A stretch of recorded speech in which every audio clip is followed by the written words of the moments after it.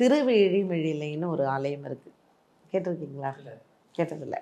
திருவேழிமிழிலை வந்து கும்பகோணத்துக்கு பக்கத்தில் இருக்கக்கூடிய ஒரு 4 யுகம் கண்ட ஆலயம் அது. ஸோ அந்த ஆலயத்தினுடைய வருஷம் வந்து எப்படி சொல்கிறாங்கன்னா 4,72,000 வருடம் பழமை வாய்ந்தது. ஸோ அந்த ஆலயத்தினுடைய சிறப்பு, அந்த சிவபெருமானினுடைய பெயரே வந்து பார்த்திங்கன்னா மாப்பிள்ளை சுவாமி. சிவன் வந்து அந்த இடத்துல கல்யாணம் பண்ணிட்டு இருக்கார் கார்த்தியாயினி அம்மனை. எப்படி வந்தார் அப்படின்னு கேட்டிங்கன்னா மனுஷ ரூபத்திலேயே வரார். ஸோ அந்த கார்த்தியாயினியோடைய பெற்றோர்கள் ஒரு ரிஷியும் அவங்க மாதிரி நான் வந்து இவளை கல்யாணம் பண்ணிக்கிறேன் இந்த தேதியில், சித்திரை மாதத்தில் தான் அங்கே திருவிழா.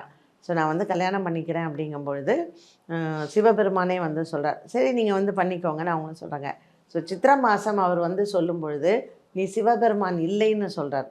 அப்போ அவருக்கு வந்து யார் சாட்சி சொல்கிறான்னா நந்தியம் பெருமாள் வரார். நந்தியம் பெருமான் வந்து சிவபெருமான் தான் இதனை, ஏன்னா சிவன் வந்து மனித ரூபத்தில் 2 கரங்களோடு வரார். அண்ட் பார்வதி தேவிக்கு பூச்செண்டு கொடுத்து தான் அவர் திருமணம் பண்ணார். அந்த ஆலயத்தில் சிவபெருமான் சன்னதி வாசலில் அரசாணிக்கால் மண்டபத்தை, ஸோ அரசாணிக்காலும் இருக்கும், இந்த பந்தக்கால் வைக்கிறோம் இல்லையா, அது மாதிரி பந்தக்கால் வந்து சன்னதி உள்ளேயே வந்து இருக்குது. இது வந்து ரொம்ப ஒரு அற்புதமான கோவில்.